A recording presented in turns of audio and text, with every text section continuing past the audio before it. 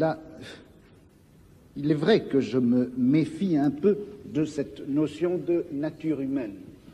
Mais je m'en méfie pour la raison suivante. Je crois que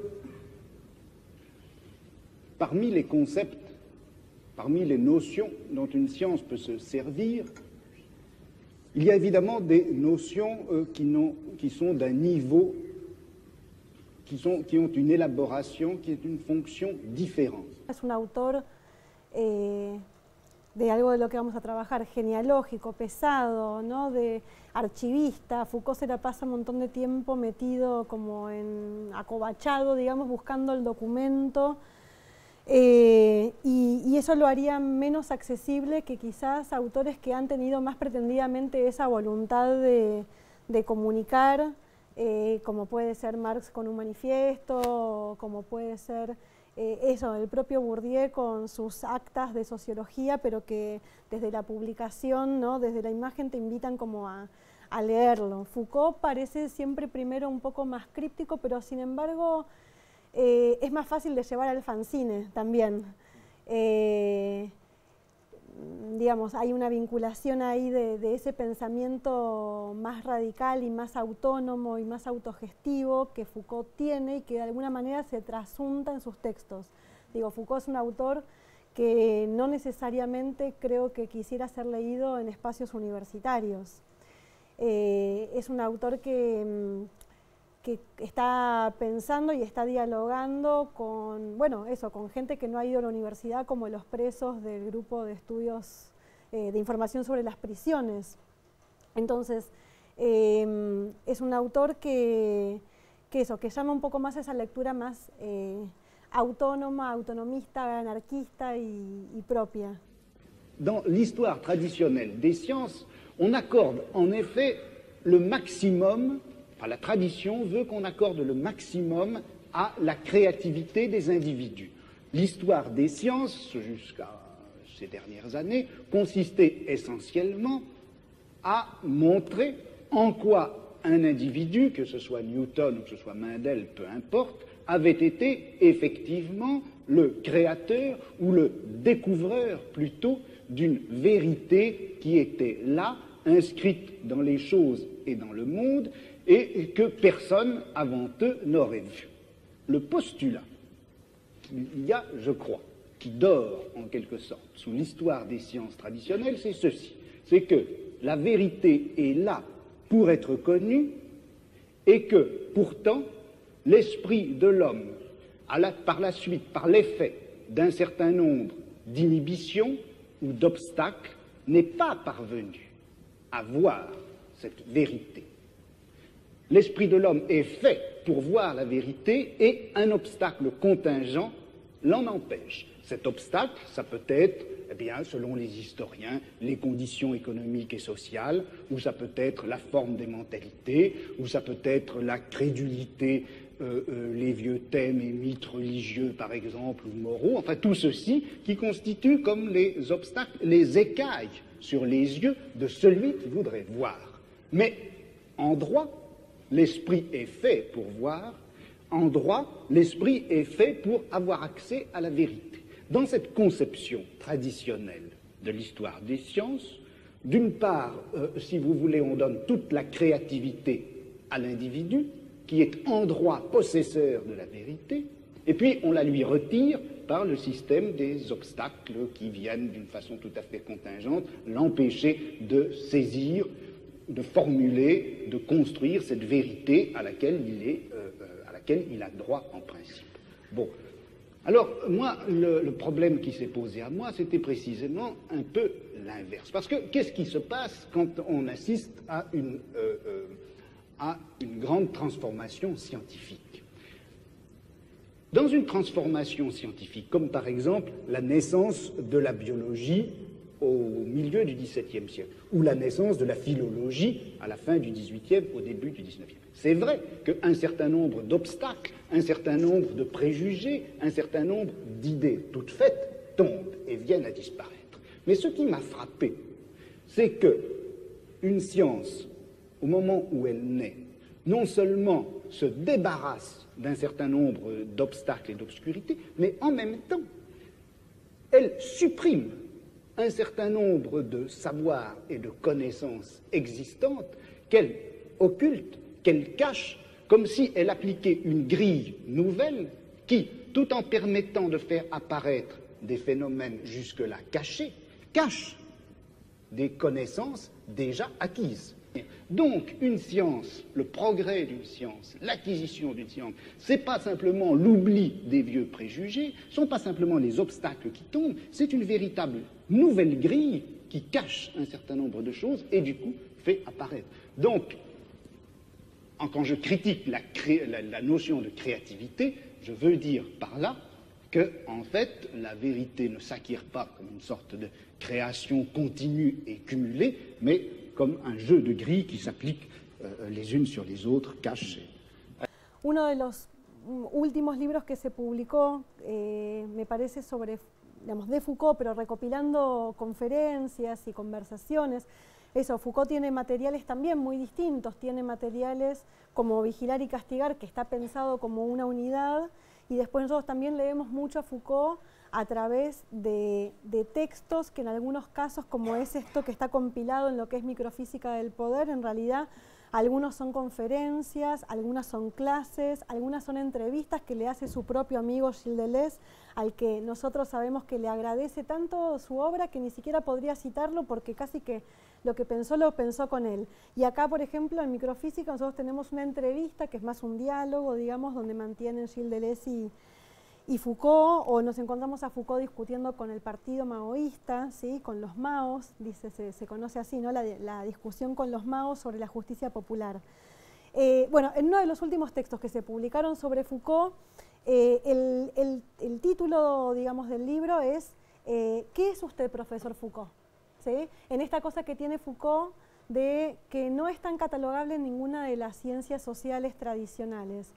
Y que a la vez él entra en tensión con las ciencias sociales, se pelea con las ciencias sociales, pero a la vez no deja de reconocerse como parte, ¿sí?, de ese engranaje, digamos. No es tan ingenuo como para pensar que él puede criticar a las ciencias sociales y volverse a su casa después de dar clase en la universidad, como si eso no hubiera sido también un momento de producción y de recreación de esas ciencias sociales que él va a criticar como un dispositivo de poder. Eso, Foucault no es ingenuo. Y en ese libro, entonces, ¿qué es usted, profesor Foucault? Él repasa, digamos, algunos artículos también se repasa, digamos, esa trayectoria de Foucault que tenemos que pensarlo, digamos, formado en el campo de la filosofía y de esa filosofía francesa que tiene un auge, digamos, en los años 50, cuando Foucault se va formando, y a la que Foucault le va a sumar también la historia. Possible. Une science, on ne peut pas les trouver ailleurs, en dehors même de l'esprit humain, dans des formes sociales, dans des rapports de production, dans des luttes de classe, etc. La historia para Foucault entonces no va a ser su recurso a la historia y su recurso al archivo, no va a ser el recurso de encontrar en la historia la verdad, ¿no? Como a veces podrían pensar los historiadores, ¿no?, que hay que ir a encontrar esa verdad que está oculta, que está silenciada, ni tampoco va a ir a Foucault a la historia a encontrar la evolución de algo que es siempre lo mismo. Podríamos pensar la institución que querramos, digamos, alguna que trabajó Foucault como la locura, o podríamos pensar la familia, o podríamos pensar la propia institución universitaria. Ir con un método Foucaultiano a la historia, que hoy nos vamos a animar a llamar lo que es un método genealógico de ir a la historia, no tiene que ver, como digo, ni con ir a buscar un origen, ni con ir a encontrar la evolución de, por ejemplo, una institución que sería cambiante a lo largo de la historia, pero con cierta esencia que a mí me permite seguir llamando familia, familia, o universidad, universidad, o locura, la locura.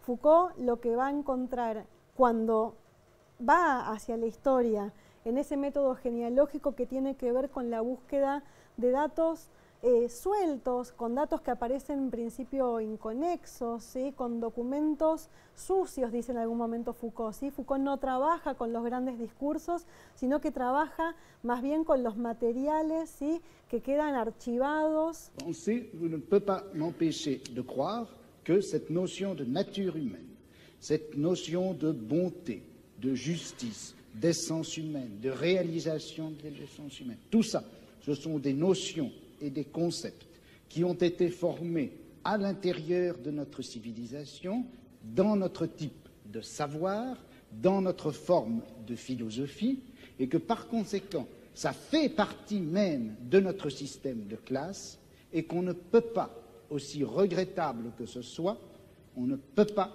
faire valoir ces notions pour décrire ou justifier un combat qui doit en principe bouleverser les fondements même de notre société. Il y a là une extrapolation dont je n'arrive pas a trouver la justificación histórica.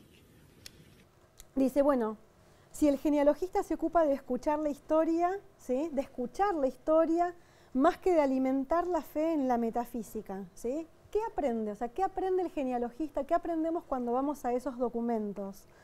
Que detrás de las cosas existe algo muy distinto, ¿sí?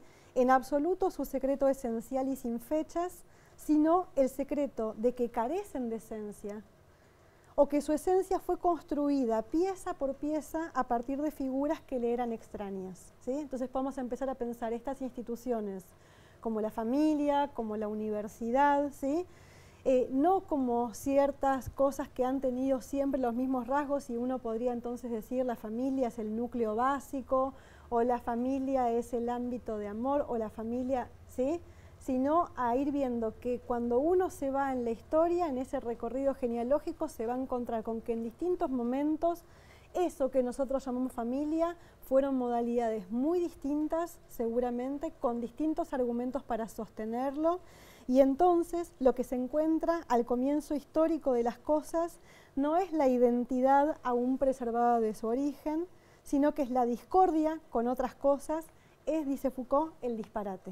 Je vais prendre un exemple qui est un peu caricatural, mais le marxisme d'une certaine époque, à la fin du 19e, au début du 20e siècle, le marxisme admettait en effet que dans la société capitaliste, l'homme ne recevait pas toutes ses possibilités de développement et de réalisation, que la nature humaine était effectivement aliénée dans le système capitaliste. Et le marxisme rêvait d'une nature humaine enfin libérée. Or, cette nature humaine, quel modèle utilisait-il le marxisme de cette époque-là, du 19e, du début du 20e siècle, quel modèle utilisait-il pour la concevoir, pour la rêver? C'était en réalité le modèle bourgeois. Le marxisme a considéré qu'une société heureuse, c'était une société qui faisait place, par exemple, à une sexualité de type bourgeois, à une famille de type bourgeois, à une esthétique de type bourgeois. Et c'est d'ailleurs tellement vrai que c'est comme ça que ça s'est passé en Union soviétique, où sous prétexte de réaliser une société où l'homme réaliserait enfin sa nature, on a reconstitué une espèce de société à la fois réelle et utopique qui est transposée de la société bourgeoise du XIXe siècle. De sorte que, est-ce que la notion de nature humaine, vous-même, en commençant, vous reconnaissiez, je crois qu'on ne savait pas très bien ce que c'était que cette nature humaine. Porque básicamente lo que Foucault le va a discutir al marxismo, podemos decir, son dos cosas. En primer término, cuando discutimos la idea de poder, Foucault critica una visión tradicional del poder en donde se piensa que el poder está centralizado, ¿sí?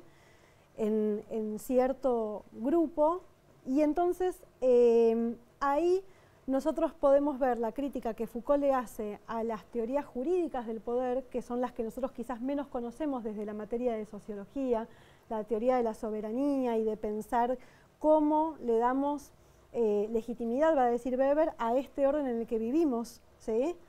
Y ahí toda la teoría política, ¿sí? moderna se ocupó de intentar argumentar fundamentos racionales y razonables para el poder soberano. Hoy nosotros pensamos que está fundado en la soberanía popular, por ejemplo, ¿sí? En otro momento puede haber sido la soberanía del rey, que le venía dada por Dios, etc. ¿sí? Digamos, siempre intentamos justificar de alguna manera el orden y justificar de alguna manera el poder. Foucault va a hacer una lectura contrapelo de esto, cuando diga que en realidad el poder no es un lugar al que se llega, una cosa que se posee, y que no tiene tanto que ver con las intenciones de quien tenga, de quien detente el poder, ¿sí? Sino que hay que ver que el poder funciona, ¿sí? Y en ese funcionamiento del poder, donde él va a recurrir a la metáfora de la física, porque es la que le cuadra mejor para explicar que el poder funciona como relaciones de fuerza, ¿sí? Y la metáfora es la de la física en el término de esos vectores de fuerza que veíamos en el secundario, donde si hay una fuerza que viene en este sentido y otra fuerza que lo intersecta en este otro, y dependiendo, ¿no?, de la potencia que traiga cada una de ellas, la resultante de eso, ¿no?, del encuentro de esos dos vectores, va a ser algo más o menos parecido, digamos, a la combinatoria de ambas, pero sobre todo seguro no anticipable de antemano, ¿no? En revanche, une des tâches qui me paraît urgente, immédiate, avant même toute autre chose, c'est celle-ci. On a l'habitude, du moins dans notre société européenne, de considérer que le pouvoir, il est localisé entre les mains du gouvernement et il s'exerce par un certain nombre d'institutions bien particulières qui sont l'administration, en France on appelle ça préfectorale, enfin je ne sais pas comment on dit ailleurs, l'administration, la police, l'armée. On sait que toutes ces institutions-là sont faites pour transmettre les ordres, les faire appliquer et punir les gens qui n'obéissent pas. Digamos, hay dos críticas al marxismo. Una primera crítica es que el marxismo, aún con todas las diferencias que pueda tener con esta teoría juridicista del poder, coincide en que pareciera que hay algunos en la sociedad que tienen el poder y otros que no lo tienen.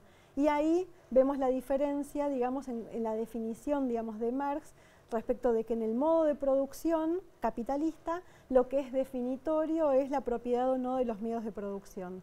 Entonces el marxismo habría leído, digamos, a la sociedad como una sociedad en donde unos tienen el poder y otros están sometidos a ello, y por eso Marx se anima a decir que el proletario no tiene nada más para perder que sus propias cadenas, cosa con la que Foucault estaría bastante en desacuerdo, porque Foucault va a creer que los obreros tienen un montón de cosas porque los cuerpos son sumamente productivos, no tienen solamente para perder sus cadenas. Entonces, esa primera discusión con el marxismo tiene que ver con cómo entender el poder, si el poder está concentrado en un núcleo o está disperso socialmente.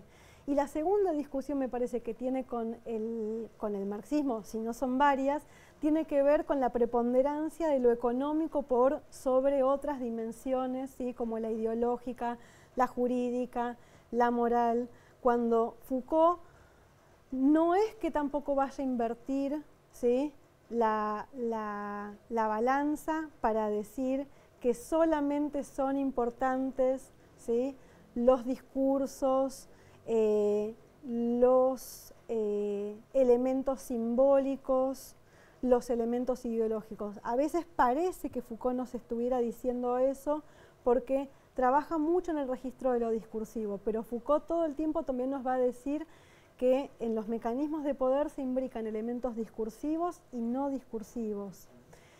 Y una tercera cosa que podríamos decir en relación al marxismo es que también hay autores que hayan querido leer un Foucault netamente marxista, es decir, un Foucault que nos vendría a explicar los mecanismos disciplinarios que son necesarios para este modo de producción capitalista. Y por momentos Foucault parece acercarse a decir eso, pero si de vuelta volvemos a pensar que para Foucault lo que hay son relaciones de fuerza que son impredecibles y que en ningún lugar hay un cerebro maquinando todo esto, sino que tiene más que ver con el disparate, con el azar, con el encuentro, digamos, de un montón de discursos que casualmente o no confluyen en algo, vamos a entender que para Foucault tampoco vamos a pensar que los mecanismos disciplinarios, ¿sí?, son un subproducto del modo de producción capitalista. ¿Sí? C'est pas une affaire de combinaison. Il n'y a de créativité possible qu'à partir d'un système de règles. Ce n'est pas un mélange de régularité et de liberté. Une liberté ne s'exerce réellement que sur fond et à partir d'un réseau de régularité. Uno podría hacer un diálogo entre Foucault y Durkheim también y encontrar digamos, va a ser mucho más sencillo encontrar las diferencias. Juguemos al contrario, ¿no? A encontrar si Foucault no nos va a permitir, digamos, terminar, si Foucault lo que nos muestra finalmente no es esa mecánica que está detrás de los hechos sociales, ¿sí? Digamos, Durkheim llegó a mostrarnos que existe algo así como modos de pensar, ¿sí? Modos de sentir, inclusive modos de obrar, que pensamos que son muy personales y que Durkheim nos hace una advertencia y dicen, ojo, acá hay un hecho social, ¿sí? Bueno, quizás Foucault es el que, con ese método genealógico que venimos diciendo, ¿no? Tan minucioso, nos muestra esos mecanismos, ¿sí? Por los que, en términos de Durkheim, funcionarían esos hechos sociales. Y quizás uno tendría que decir, porque es muy, Foucault es dolorosa su lectura, digamos, porque nos obliga a poner en tensión un montón de supuestos acerca de nosotros mismos. Digamos, básicamente Foucault, desde el momento en que nos dice que el poder es productivo, que produce sujetos, que produce subjetividades y que entonces produce inclusive nuestros propios deseos, ya no tenemos mucho de qué agarrarnos, ¿no? Como para saber quiénes somos y desde dónde nos podemos afirmar. Foucault va a contradecir, ¿sí? La idea de individuo, ¿sí? En el sentido de que el individuo, lejos de ser la unidad básica sobre después la cual se estructura la sociedad, para Foucault el individuo es el perfecto producto de un tipo de sociedad muy particular, que es la sociedad moderna, a la que él llama la sociedad disciplinaria. Mais je crois que le pouvoir politique, il s'exerce encore, il s'exerce en outre, de plus, par l'intermédiaire d'un certain nombre d'institutions qui ont l'air comme ça de n'avoir rien de commun avec le pouvoir politique, qui ont l'air d'en être indépendantes et qui ne le sont pas. On sait bien que l'université, d'une façon générale, tout le système scolaire, qui en apparence est fait simplement pour distribuer le savoir, on sait que cet appareil scolaire est fait pour maintenir au pouvoir une certaine classe sociale et exclure des instruments du pouvoir toute une autre classe sociale. Quelque chose comme la psychiatrie, qui en apparence aussi n'est destinée qu'au bien de l'humanité et à la connaissance des psychiatres, la psychiatrie est encore une certaine manière de faire peser un pouvoir politique sur un groupe social. La justice également. Bon, et il me semble que la tâche politique actuelle dans une société comme la nôtre, c'est de critiquer le jeu des institutions apparemment les plus neutres et les plus indépendantes, de les critiquer, de l'attaquer de telle manière que la violence politique qui s'exerçait obscurément en eux surgisse et pour qu'on puisse lutter contre elle. À vouloir tout de suite, enfin si on cherche tout de suite à donner le profil et la formule de la société future, sans avoir bien fait la critique de tous les rapports de violence politique qui s'exercent dans notre société, on risque. Y el tercer autor que nosotros visitamos y con el que yo diría que Foucault tiene muchas afinidades, si bien se para desde ahí para discutir, por ejemplo, la idea de poder y de Estado, es con Weber. Y con Weber se amigan en Nietzsche. Foucault y Weber leyeron a Nietzsche y te diría que tienen una idea de ciencia en algún punto bastante cercana, que nosotros ya lo vimos cuando vimos a Weber, y Weber decía, la sociología es una ciencia que aspira, ¿sí?, a comprender la acción social, reconociendo ahí en ese aspirar un gesto antipositivista, ¿sí?, un reconocer que no sabemos si la ciencia efectivamente va a poder hacerlo, ¿sí?, y también un Weber muy preocupado por distinguir cuáles son los efectos de la ciencia, ¿sí?, de distinguir, no, de reconocer los efectos políticos de sus intervenciones científicas, porque recordemos que Weber es un tipo que tiene intervención política y tiene una intervención como cientista social y le interesa convertir a la sociología en una ciencia, pero a la vez le interesa intervenir en la Alemania de su época. Ese diálogo, esa intersección entre el político y el científico, que es como se conoce uno de los textos de Weber, que son dos conferencias, ¿sí?, la política como vocación y la ciencia como vocación, es una preocupación que también aparece en Foucault respecto de qué son las ciencias sociales y cuáles son los efectos de las ciencias sociales, porque como digo, Foucault no es ingenuo. C'est-à-dire que dans toute l'histoire traditionnelle de la pensée, des idées et des sciences, on s'est toujours posé le problème de savoir à quel âge Newton avait dû être sevré pour concevoir la gravitation universelle. À quelle époque est-ce que Cuvier avait rencontré sa première maîtresse pour pouvoir finalement découvrir les fossiles, l'anatomie comparée, etc. Ce genre d'analyse, enfin que je caricature, ce genre d'analyse est, je crois, sans intérêt. Il est beaucoup plus intéressant de saisir les transformations d'un savoir en général à l'intérieur à la fois du domaine général des sciences et également de ce domaine en quelque sorte vertical que constitue une société, une culture, une civilisation à un moment donné. Et quand on saisit l'ensemble de la transformation, à ce moment-là, eh bien, on s'aperçoit que les petits événements individuels de la vie du savant n'est pas important. En la obra de Foucault se habla de que hay una última etapa donde Foucault, después de este momento genealógico en donde da cuenta de esa serie de mecanismos, ¿sí?, disciplinarios que conforman a los sujetos, ya Foucault siempre nos viene diciendo que donde hay poder hay resistencia. Esa es como una máxima Foucaultiana, ¿no? No hay producción, ¿sí?, de poder que no genere en esa misma producción su propia resistencia. Podemos decir que hay dos obras de Foucault, por lo menos Vigilar y Castigar, y su trabajo doctoral, que es La historia de la locura, ¿sí?, donde Foucault nos cuenta la historia de la modernidad a contrapelo, ¿sí? Digamos, la modernidad entendemos que está fundada sobre la idea de libertad, de igualdad y de fraternidad, ¿no?, de la Revolución Francesa, que están esas tres ideas basadas en la idea de razón, ¿no? O sea, ¿por qué somos iguales? Bueno, porque somos seres de razón, ¿no? Eso nos iguala, ¿sí? Eso que nos iguala, ¿qué es? ¿Qué es la razón? Y Foucault, su tesis doctoral es La historia de la locura. Su tesis doctoral es mostrar en esa historia de la locura cómo eso que hoy nosotros llamamos locura, que de vuelta es el saber científico, médico, de las ciencias sociales y de las ciencias psicológicas quienes definen qué es hoy una enfermedad mental y lo tenemos diagnosticado, catalogado, es el DSM, ¿sí?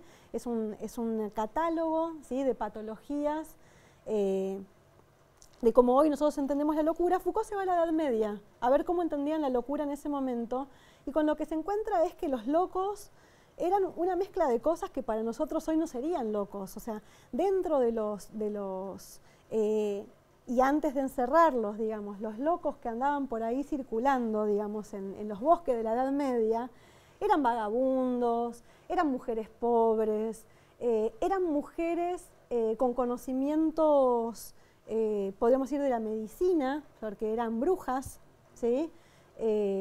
O sea, las conoceríamos más bien como las brujas de los cuentos, pero eran mujeres que entonces tenían un saber que lo aplicaban en la sanación de otras personas, a las que las personas recurrían.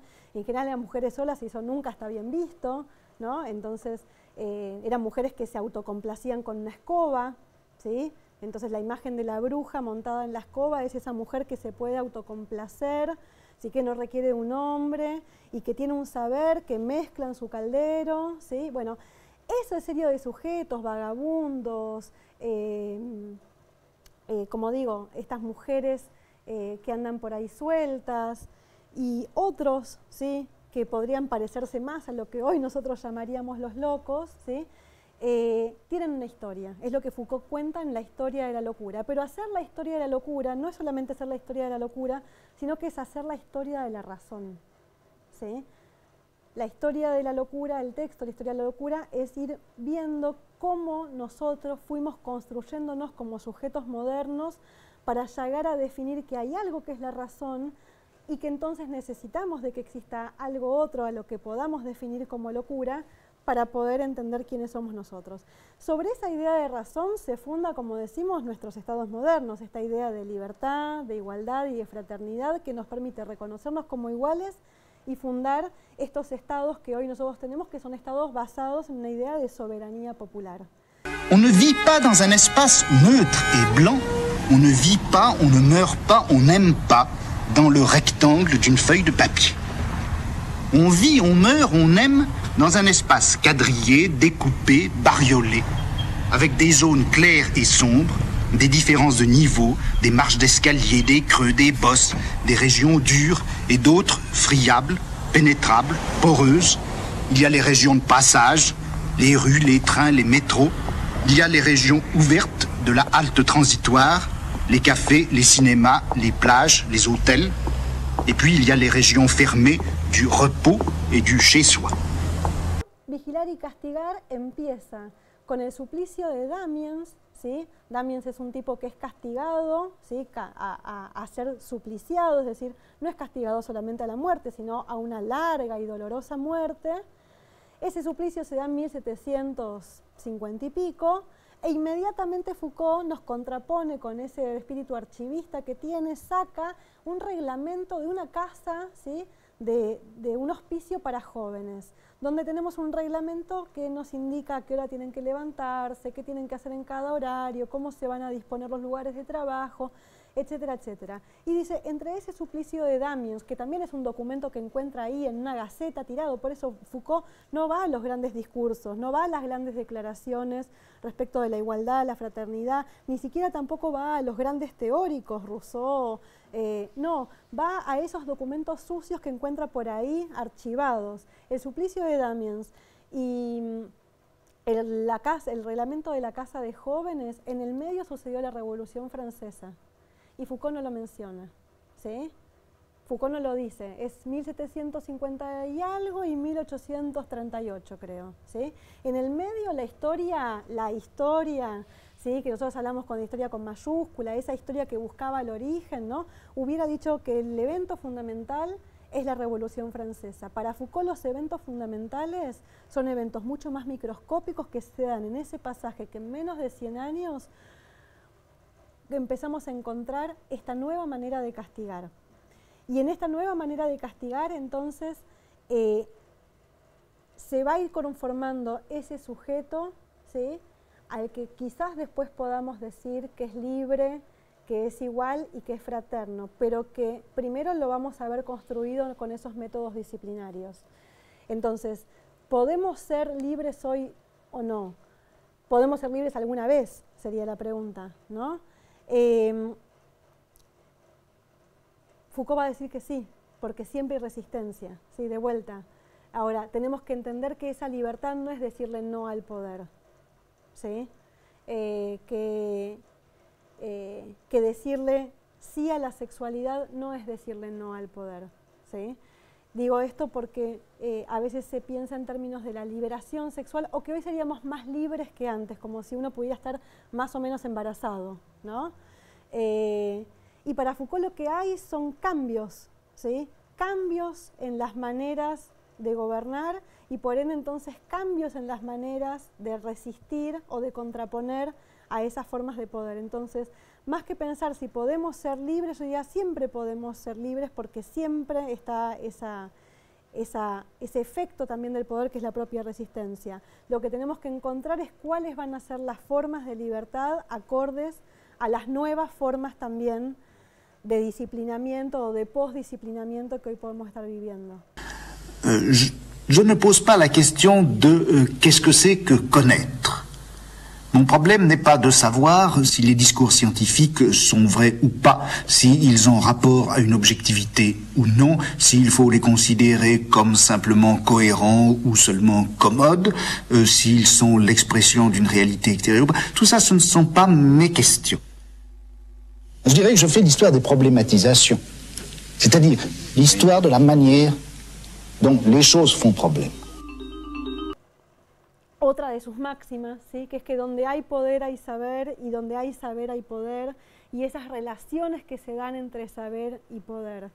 Decíamos hace un rato, hablábamos de este grupo de información sobre las prisiones, que es la experiencia, digamos, que tiene Foucault hacia fines de los años 60, en el año 69, que se da a partir de una revuelta que se da en algunas cárceles en París. Pensemos también que es una París convulsionada por el mayo del 68, ¿sí? En donde hay, digamos, toda una serie de movimientos contestatarios, y lo que es el HIP, que se lo conoce como el HIP, este grupo de información sobre las prisiones, es donde Foucault se pone a trabajar, y el resultado es este libro, digamos, Vigilar y Castigar. Uno le puede encontrar la autoría, pero Foucault es un tipo que también desconfía mucho de la autoría, digamos, ¿no? ¿Quién escribe este texto? Bueno, uno dice, sí, lo escribe Foucault, pero detrás de Foucault o al lado de Foucault están presos, porque el grupo de información sobre las prisiones es un grupo de estudios que se conforma con las propias personas que están en ese momento privadas de libertad, ¿sí? Y que tienen un saber respecto del funcionamiento de ese espacio carcelario, solo que es un saber que para nadie es un saber valioso, ¿sí? Para nadie es un saber que pueda informar acerca de nada ni que pueda servir para nada. Foucault, que es más vivo, se da cuenta que ahí hay saberes y que en todas partes hay saberes, ¿sí? Silenciados, y que en todo caso lo que llega a ser reconocido como saber o llega a ser reconocido como verdad, ¿sí? También tiene que ver con relaciones de poder, ¿sí? Y entonces la verdad no va a ser esa cosa tan aséptica, ¿sí? No va a ser algo por lo cual podamos llegar mediante el intercambio discursivo, sino que la verdad siempre está manchada de sangre, digamos, ¿sí? La verdad siempre está marcada, digamos, por enfrentamientos y por luchas, porque también tenemos que decir, ¿no? Las relaciones de poder son relaciones de lucha, son relaciones de enfrentamiento. La fête, au fond, c'est la merveilleuse liberté d'être, comme on dit, en folie, et de trouver au cœur de cet aveuglement l'illumination de tout un monde qui, lui, est en fête. Depuis très longtemps, depuis le haut Moyen-Âge, il y eut ce qu'on appelait une messe de l'âne qui, un peu plus tôt ou un peu plus tard, je ne sais trop, se lia à la fête des fous. Messe caricaturale, défilé grotesque, injures et lazzi contre les puissants. On mettait pour un jour le monde à l'envers. C'était comme une grande messe satanique, mais qu'on aurait chantée en plein jour. Messe plus multicolore que vraiment noire, plus masquée et bariolée que réellement secrète. C'était déjà le carnaval. La folie fascine parce qu'elle est savoir. Elle est savoir d'abord parce que toutes ces figures absurdes sont en réalité les éléments d'un savoir difficile, fermé, ésotérique. Ce savoir si inaccessible et si redoutable, le fou, dans sa niaiserie innocente, le détient. Tandis que l'homme de raison et de sagesse n'en perçoit que des figures fragmentaires, d'autant plus inquiétantes. Le fou le porte tout entier en une sphère intacte.